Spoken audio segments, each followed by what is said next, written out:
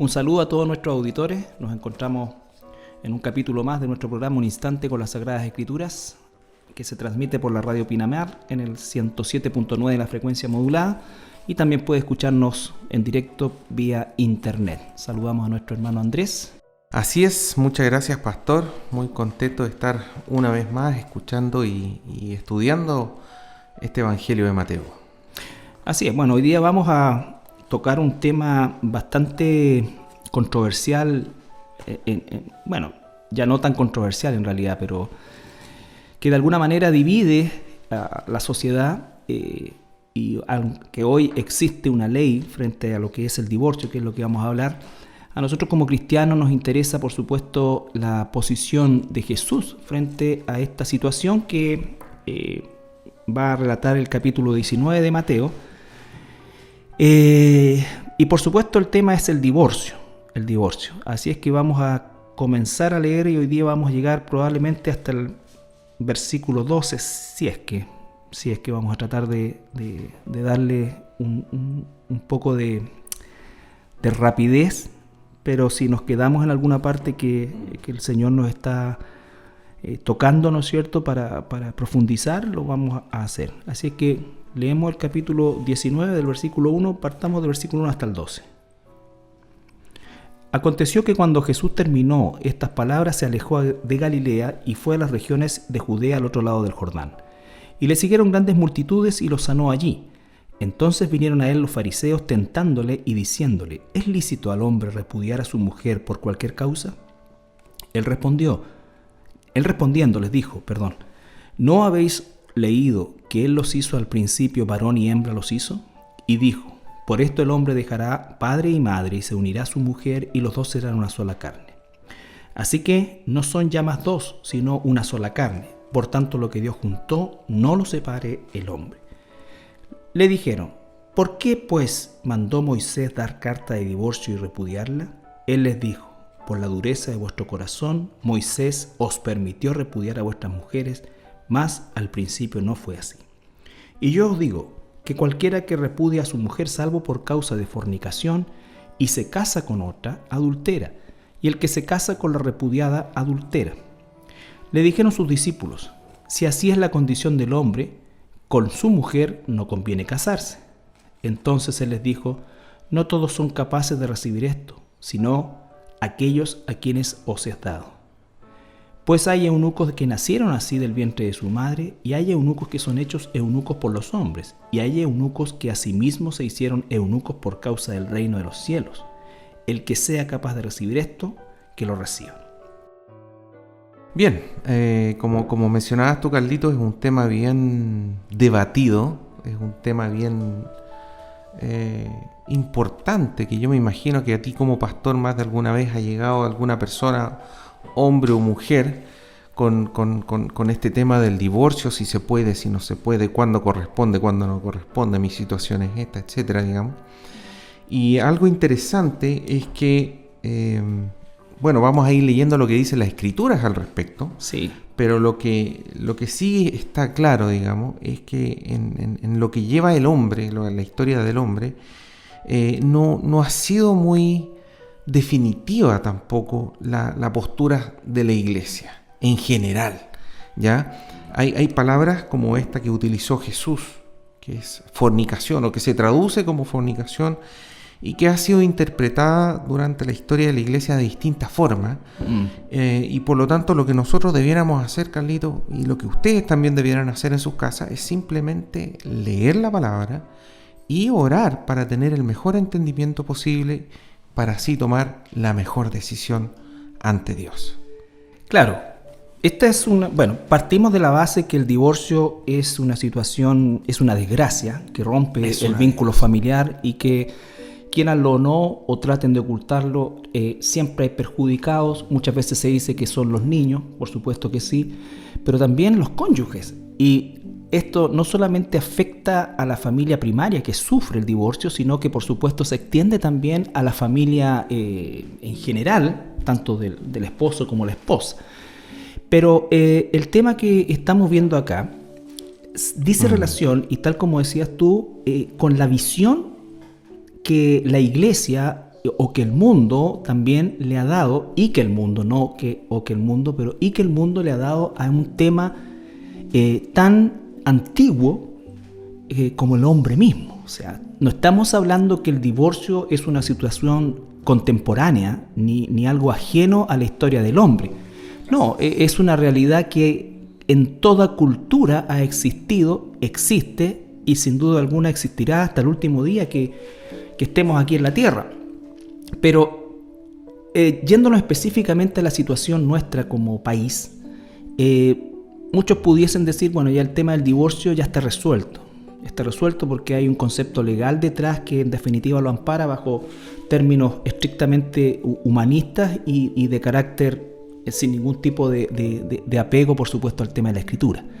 Sin embargo, nosotros tenemos que saber y entender y recordar que desgraciadamente nuestro país, así como todo Latinoamérica, ha sido influido por el catolicismo romano. Por lo tanto, el concepto del divorcio como tal tuvo un tinte católico romano desde siempre.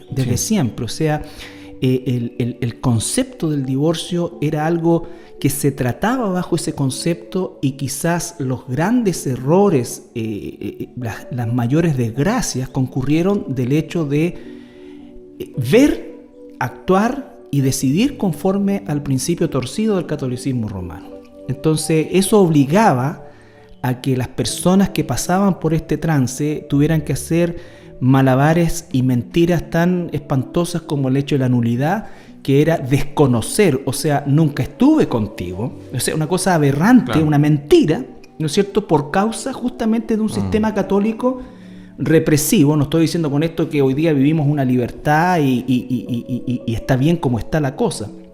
No, el punto es que efectivamente todos nosotros nacimos con una carga católica romana bajo el concepto que nos entregó el concepto del divorcio, así como el tema del matrimonio, así como el tema, ¿no es cierto?, de la crianza de los hijos, y todo fue dictado y permanece en la cultura nuestra por sobre todo en las generaciones más antiguas, todavía sigue vigente. Entonces, claro, pero partamos quizá, Carlito, viendo un poquitito qué es lo que dice la Biblia sobre el matrimonio. Lo primero que aparece es en el libro de Génesis, capítulo 2, versículo... Es que me gusta echarle barro 24. A los católicos. O sea, no a los católicos, son víctimas. Al sistema, sí. Génesis capítulo 2, versículo 24, que dice: por tanto dejará el hombre a su padre y a su madre, y se unirá a su mujer, y serán una sola carne. Claro, ahí está el principio. Bueno, Génesis es el libro de los principios. El principio de la creación, el principio del matrimonio, el principio, en fin, de todo. Entonces, el principio de la maldad. Entonces ahí está claro, digamos, que fue Dios quien instituyó el matrimonio, que para empezar es heterosexual, es decir, el hombre, dice, dejará a su padre y madre y se unirá a su mujer. Es heterosexual. En segundo lugar, habla... Es monógamo. En forma singular. Dice a su mujer, no a sus mujeres. Hay un tema de monógamo, como dices tú. Y bueno, lo que nosotros estamos viendo también es que no aparece este tema del divorcio. No aparece de que el hombre debe dejar a la mujer en tal o cual condición o algo por el estilo en el principio, en el libro del Génesis, por así decir. ¿Ah? Que es justamente lo que cita Jesús cuando le hacen la pregunta. Si nosotros analizamos el texto de Mateo que estamos ahí, así es, ¿no es cierto? Lo primero que dice es que aquellos que llegaron a hacerle la pregunta, su intención no era resolver la situación ni ir en beneficio de quienes sufrían esta situación, sino que era tentar a Jesús y validar la torcida manera en que ellos llevaban adelante esto, que también en algún momento tenemos que explicar la cultura contemporánea de Jesús, que hace que en definitiva nosotros no podamos aplicar exactamente un concepto o darle un carácter legal a lo que está acá en función de lo que vivimos hoy, porque hay un contexto cultural, correcto, una legislación dentro de una legislación. No olvidemos que en ese entonces específicamente Israel está bajo el dominio romano, que es la ley por la cual en definitiva se mantienen, pero Roma también les permite tener una ley dentro de la ley y que conserven sus propias tradiciones, como le llaman. Por lo tanto, claro, eso también es fundamental que nosotros podamos profundizar un poquito para que no consideremos que, porque muchos toman esto y dicen, bueno, Moisés autorizó el divorcio, Jesús estuvo en de acuerdo con el divorcio, en desacuerdo con el divorcio, y lo miran pensando como un hombre del siglo XXI, ¿ya? Correcto. Entonces, eso también es importante. Es importante. Y lo que llama la atención, vuelvo a insistir, el versículo 3 que estamos analizando, entonces vinieron a él los fariseos. Características de los fariseos son por todos ampliamente conocidas, ¿no es cierto? Y la intención que ellos tenían con Jesús no era una intención sana, sino que era una intención siempre torcida. Y entonces aquí nos dice explícitamente tentándole y diciéndole. Entonces la pregunta viene de un corazón malo también. Viene de un corazón malo.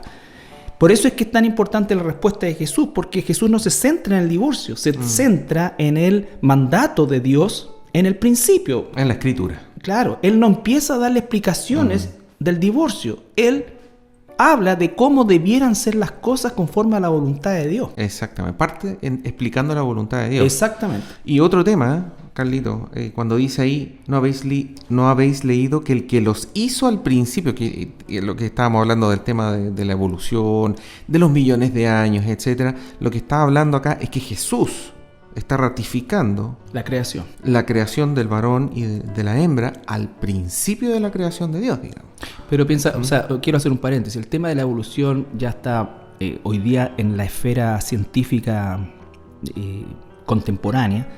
Es un tema ya que nadie acepta científicamente el concepto darwiniano. Eso es una estupidez que se enseña hoy día en nuestras escuelas, en nuestros colegios, pero las élites de la ciencia o de científicos ya no están en otra visión. Exactamente. Gracias al avance de la ciencia. El microscopio electrónico en el año 50 cambió radicalmente todo esto y develó la maravilla de la creación de Dios. Claro, la complejidad y lo imposible de que todo haya sido formado a través de procesos aleatorios. Piensa tú que para que haya evolución tiene que haber muerte. La evolución es un proceso sangriento. Muerte, y supuestamente después de cada muerte una mejoría.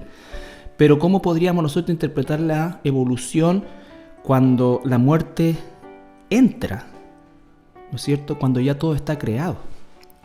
¿Entiendes? ¿Cómo es que llegó a ser Adán y Eva producto de una evolución? Y me estoy dirigiendo principalmente a las personas que hablan de esta tesis monstruosa del creacionismo evolutivo, o mezclan ambas cosas. Pero en general es así, Carlito. O sea, la gente que defiende... Es un tema la gente que defiende la evolución y que defiende... No sabe lo que los científicos que están en las principales universidades conocen, saben y postulan. La gente que trabaja, por ejemplo, en el tema de geología, sabe que la datación es absolutamente errónea, que no funciona, que tiene millones de fallas partiendo por los supuestos científicos, pero desgraciadamente son los especialistas los que saben eso. No lo que le enseñan a los profesores de los colegios.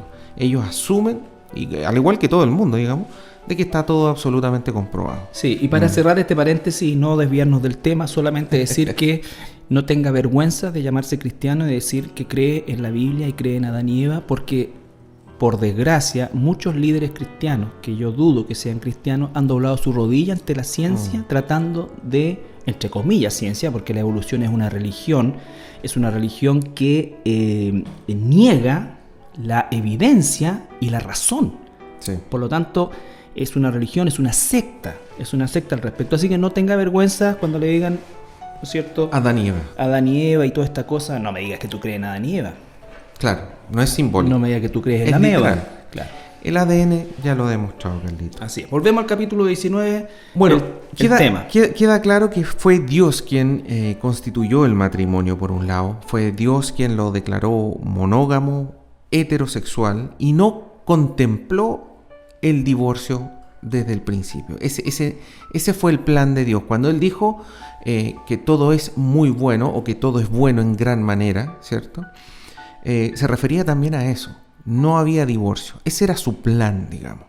Ahora, como también los confronta Jesucristo, ¿cierto? Versículo 8 le dice: por la dureza de vuestros corazones, Moisés os permitió repudiar a vuestras mujeres, mas al principio no fue así.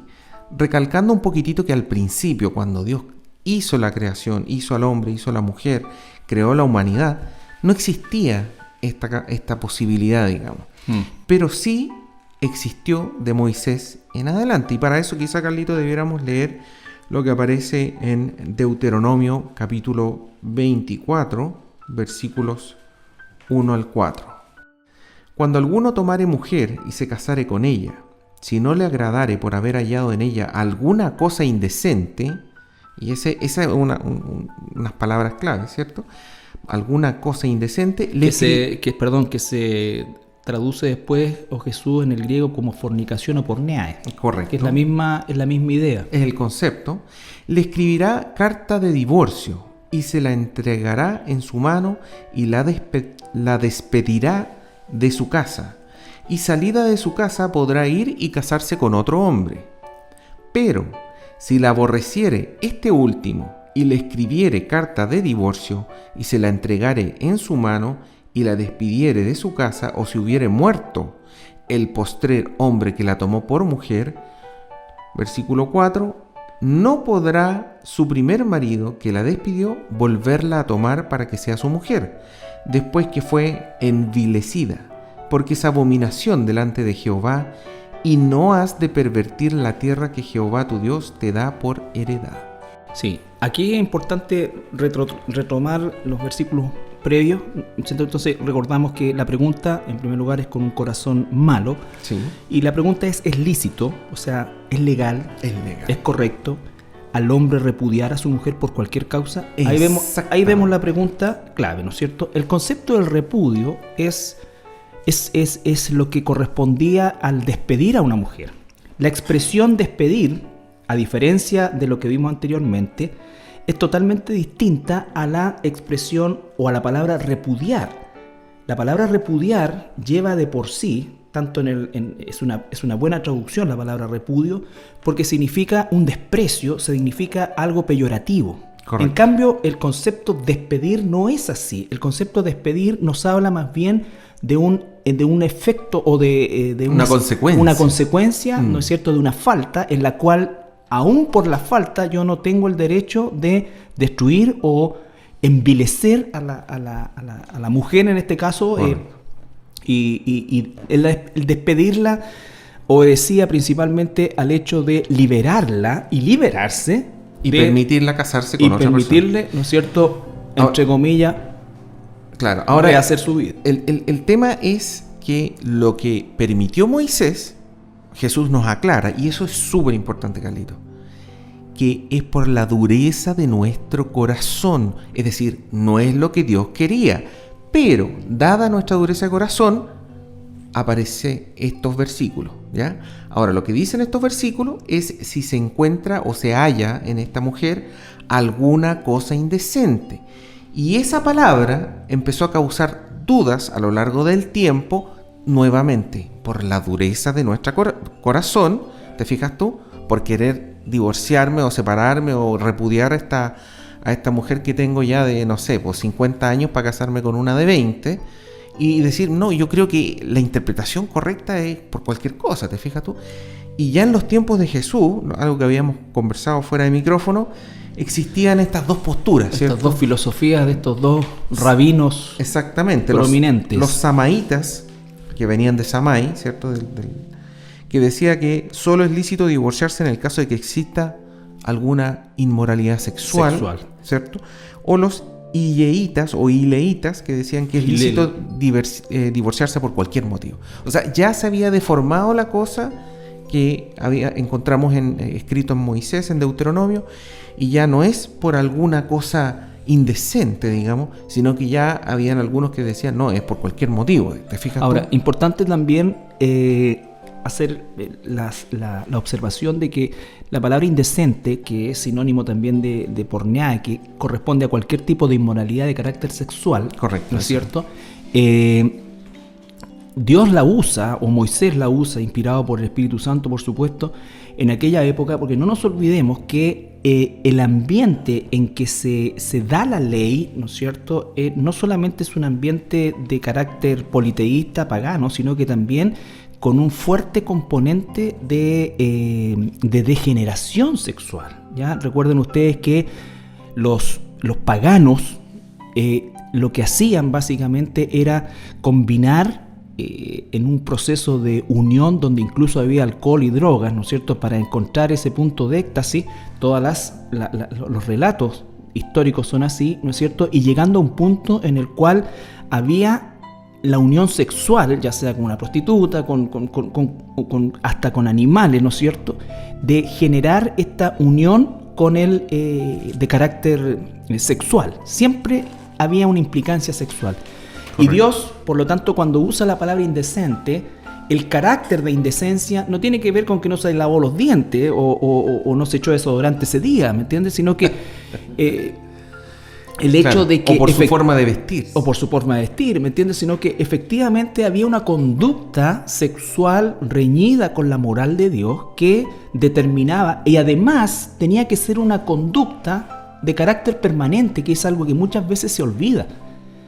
Eso significa que alguien que francamente ha decidido tomar un rumbo totalmente pervertido, claro. ¿No Ahora, cierto? Recalcando un poquitito, Carlito, la postura de Dios desde el principio y su plan es que no exista el divorcio. Y eso lo podemos encontrar además, por ejemplo, en Malaquías 2:15, donde dice: odia el divorcio. ¿No hizo él uno, habiendo en él abundancia de espíritu? ¿Y por qué uno? Porque buscaba una descendencia para Dios. Guardaos pues en vuestro espíritu y no seáis desleales para con la mujer de vuestra juventud. Y fíjate que siempre nos habla a nosotros los hombres, ¿eh? Porque nos hace responsables a nosotros de incluso de estas situaciones muchas veces. De andar buscando sí. a otra persona y no la mujer de tu juventud, que se refiere a aquella mujer con la cual tú te casaste ya siendo joven, aquella que tiene una edad semejante a la de uno, digamos. Sí. Esa es la, como dices tú, Carlito, esa es la gran tentación para muchos hombres. Ahora, en Malaquías 2:16 aparece un poco lo que estás diciendo tú. Porque Jehová, Dios de Israel, ha dicho que él aborrece el repudio, lo que estás hablando tú, el divorcio en el fondo, y al que cubre de iniquidad su vestido. Dijo Jehová de los ejércitos: guardaos pues en vuestro espíritu y no seáis desleales. Sí. Ahora, así como el matrimonio originalmente no tuvo un concepto legal, cuando Dios crea al hombre y la mujer y los une, ¿no es cierto?, los une bajo la condición de la inocencia, que se llama sin pecado, y por lo tanto no tenían que firmar un acta ni esto ni acá, pero dado la caída y el pecado, también el matrimonio tuvo que entrar en un aspecto de legalidad, justamente por la dureza y la maldad del hombre frente a esta situación. No nos olvidemos también que el caso de la mujer en la antigüedad era prácticamente una situación diametralmente opuesta a la que hoy día encontramos, ¿cierto? La mujer, para poder subsistir, tenía que estar casada, o si no lo estaba, tenía que prostituirse. Eso era, en grosso modo, cómo es que la mujer podía subsistir en el mundo antiguo. Por lo tanto, es muy importante el corazón dolido con que Dios permite a Moisés dar una ley al respecto, ¿no es cierto? Y por eso es que se habla también de que la libere legalmente, de manera tal que esa mujer pueda volver a casarse y subsistir. Correcto. Correcto. Ahora, en general, hay dos, hoy en día, en las iglesias en general, hay dos interpretaciones respecto a lo que se le llama la excepción, que es la que menciona Jesús. Jesús menciona en Mateo 19:9, dice: y yo os digo que cualquiera que repudia a su mujer, es decir, se divorcia de ella también, salvo por causa de fornicación y se casa con otra, adultera, y el que se casa con la repudiada, adultera. O sea, siguen casados y al estar con otra persona, adultera. Lógico. Entonces, y también en Mateo 5:32 Jesús lo confirma, digamos, dice: porque yo os digo que el que repudia a su mujer, a no ser por causa de fornicación, hace que ella adultere, y el que se casa con la repudiada comete adulterio. Entonces hay dos posiciones. Una posición es que esta palabra porniae en griego, traducida a fornicación en español, ¿cierto?, se refiere a inmoralidad sexual. Y eso es un abanico, dentro del cual también está el adulterio. Y hay otra línea de cristianos que dicen de que en realidad esa palabra porniae, tanto en el Nuevo Testamento como encontrar algo, lo que mencionaba Moisés, digamos, algo inmundo, etc., se refiere a lo mismo, y que eso se referiría a que la mujer habría cometido una relación sexual con otro adulterio, pero durante el periodo donde están casados, pero aún no han tenido relación sexual.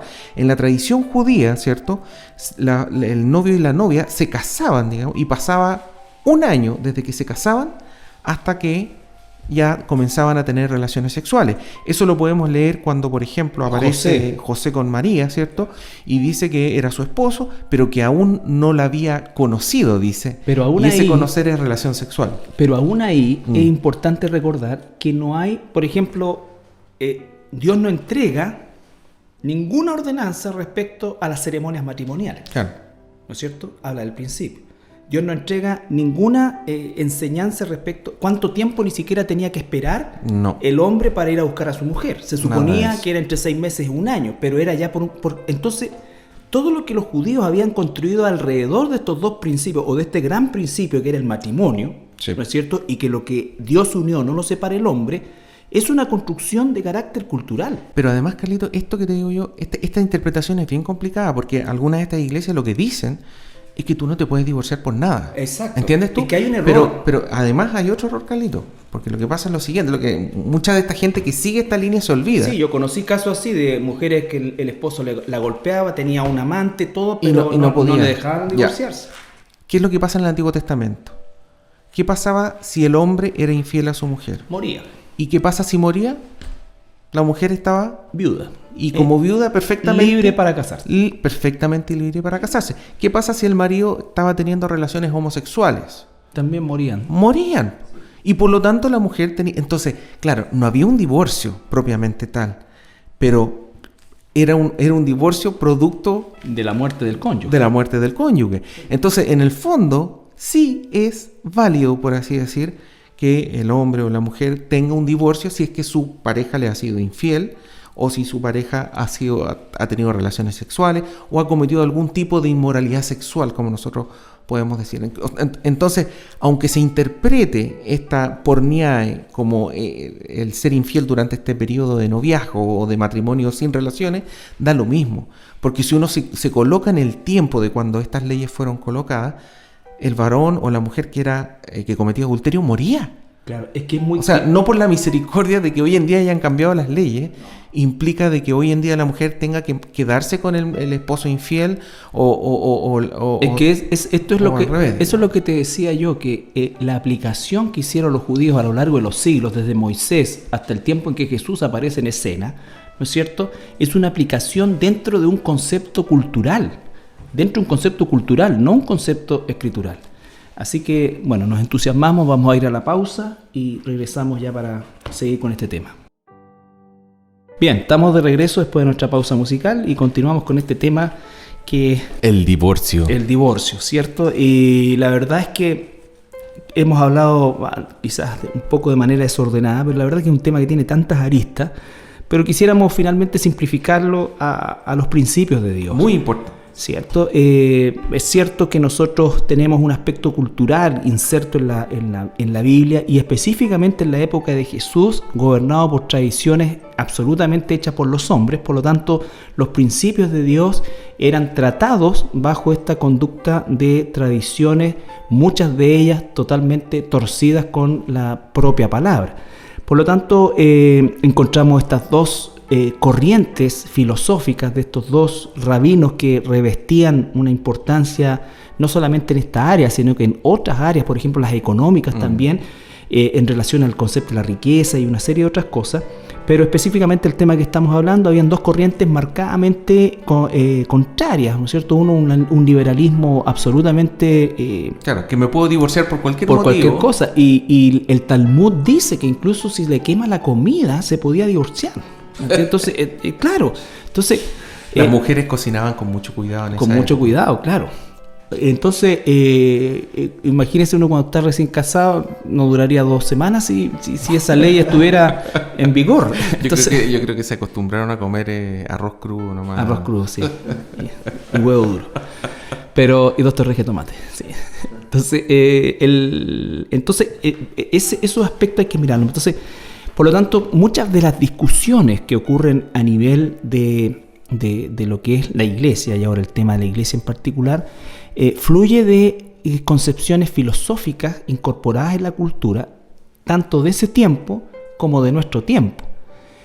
No nos olvidemos que la ley como tal, por supuesto que tenía un vigor específicamente para la nación de Israel. Algunos dicen, esa ley ya no corre para nosotros porque fue dada para los judíos. Sin embargo, se equivocan porque aquí Jesús la está confirmando, ¿no es cierto?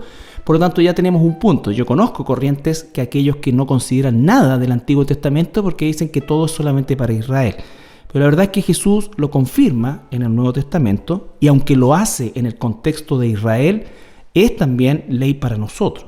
Ahora bien, ¿qué es lo importante de esto? Es, en primer lugar, saber que desgraciadamente desde la caída del hombre, este es un mal que nos ha afectado a lo largo de los siglos.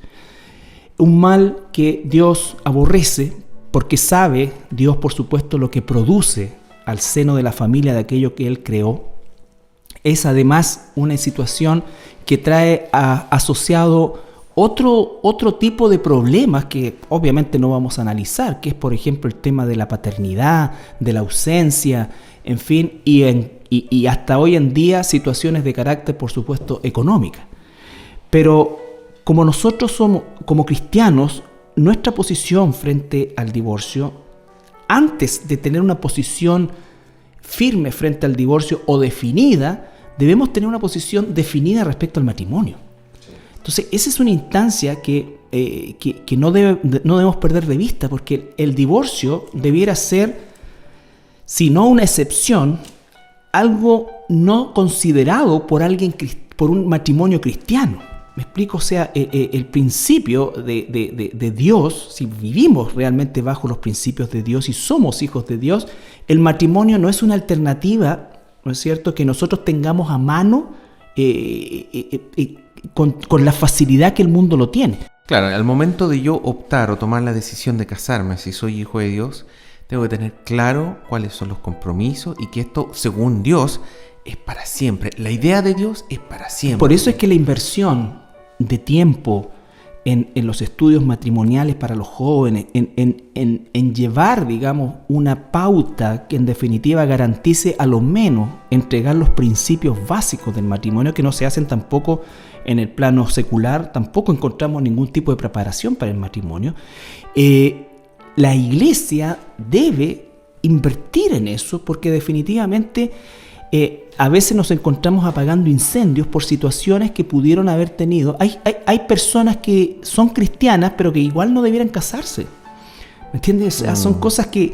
este tema es un tema que tiene una raíz mucho más antes de que el aspecto del divorcio. ¿Por qué? Porque si yo soy un hijo de Dios y contraigo matrimonio con una hija de Dios, sé que el Señor instituyó el matrimonio, ¿no es cierto?, para siempre. En segundo lugar, me dio roles como varón, como esposo, y le dio roles a mi esposa para que en definitiva el matrimonio funcione.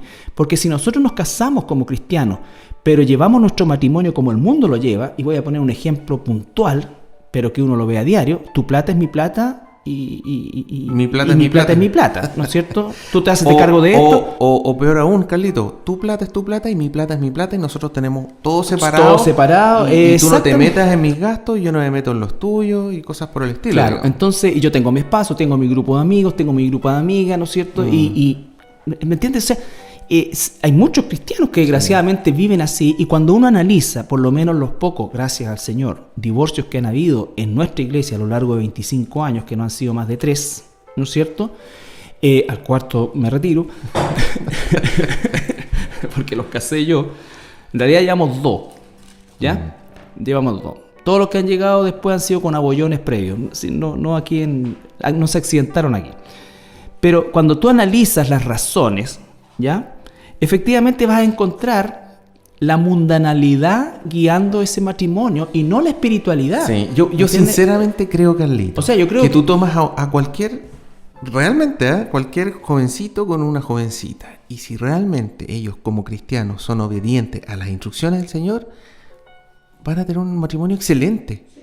Se hayan conocido antes o no se hayan conocido antes, independiente de esto de que vamos a tener afinidad. No, realmente es un tema de obediencia, Carlito. Por eso es que estoy hablando de que nosotros tenemos que tener una inversión amorosa de tiempo con nuestros jóvenes, ¿no es cierto? Porque inevitablemente se van a enamorar, una serie de cosas, pero nosotros no podemos garantizar el éxito de un matrimonio, pero sí podemos garantizar que Dios se hace cargo del matrimonio si nosotros realmente permitimos que así sea. Y entonces la verdad es que esta situación, porque el corazón de Jesús, no me imagino a Jesús diciendo esto sin una expresión de dolor. Al principio no fue así. Dios odia el divorcio, al principio no fue así. O sea, Dios conocía el corazón perverso. Es el divorcio. Carlito, yo me estaba acordando, hay un libro del profeta Oseas. Sí. Que es muy interesante porque Dios ordena al profeta Oseas a casarse con una prostituta. Luego la prostituta se va, lo deja y empieza a ejercer su oficio. Dios manda a Oseas a reconquistarla, y cuando la reconquista le dice: ve y dile al pueblo de que esto que tú has hecho es lo que yo estoy haciendo contigo. Sí. O sea, Oseas, por así decir, perfectamente pudo haberse divorciado, pudo haber repudiado a esa mujer. Pero la orden de Dios fue: no, anda y reconquístala. ¿Por qué? Porque yo soy tu esposo, por así decir, le dijo al pueblo de Israel. Y de hecho era la figura. Tú, pueblo de Israel, te prostituiste yendo tras los ídolos de todos los otros pueblos. Pero a pesar de eso, yo he vuelto contigo. Es más, hice una profecía: yo voy a volver contigo. Y eso es al final de los tiempos, digamos. O sea, al final, durante la tribulación, digamos. Por eso, es que esto es eso que está diciendo, es el corazón del matrimonio en muchos sentidos. Porque si no estoy diciendo que esto sea correcto, lo que estoy diciendo es que el corazón de hacer la voluntad de Dios, el deseo de hacer la voluntad de Dios, muchas veces va a significar ejercer un nivel de perdón, ¿no es cierto?, frente a un cónyuge infiel. Porque esto no es llegar, de villera aquí, listo, chao.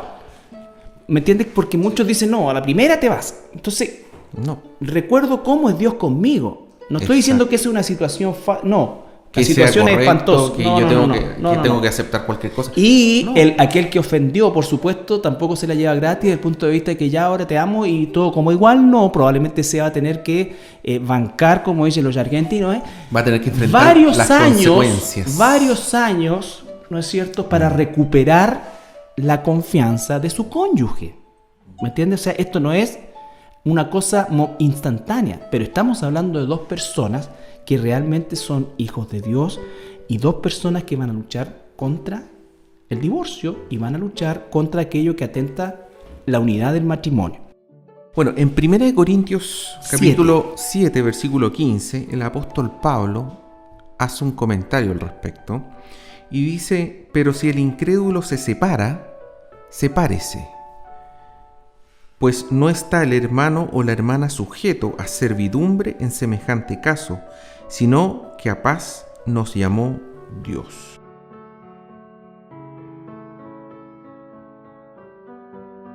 No te olvides que la pregunta que hacen los fariseos siempre en relación a su posición, no importa la mujer, o sea, ¿puedo yo despachar a esta? Claro. ¿Puedo yo esto? El hombre, el varón. Claro, el hombre. En cambio, Dios coloca y equipara las cosas, ¿no es cierto? Y aquí dice que el hermano o la hermana no está sujeto o sujeta a esclavitud, nos iguala desde el punto de vista del género. Entonces eso es sumamente relevante porque aún ahí Dios iguala las cosas. Tiene misericordia, digamos. Exacto. No dice que el hombre ya a esta altura no usa la palabra repudiar, si te das cuenta, sino que se separe. Sí, esa es una palabra que es chorizo, se pronuncia.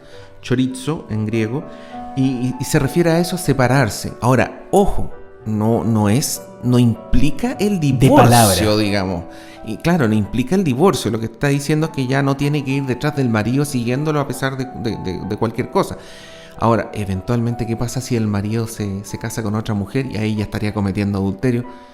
Técnicamente ya podría divorciarse y casarse con otro. Entonces, una cosa, y eso es un poco el énfasis de todo esto, ¿cierto? Es la excepción que da Jesucristo, es la excepción que da Dios, son las leyes del Antiguo Testamento de que las personas que cometían adulterio y fornicación y todo tipo de inmoralidad sexual debían morir. Pero ese no es el plan de Dios. O sea, si su cónyuge ha adulterado y está arrepentido y le pide perdón, usted, claro, legalmente, por así decir, usted podría divorciarse, pero no es el plan de Dios. El plan de Dios es el corazón. Es el Ahora, corazón. Por eso es que es tan importante, hermanos, estas son situaciones terribles, pero también son situaciones particulares. O sea, ¿a qué me refiero con esto? Una persona, por ejemplo, que también es una realidad, vamos a proteger los nombres para...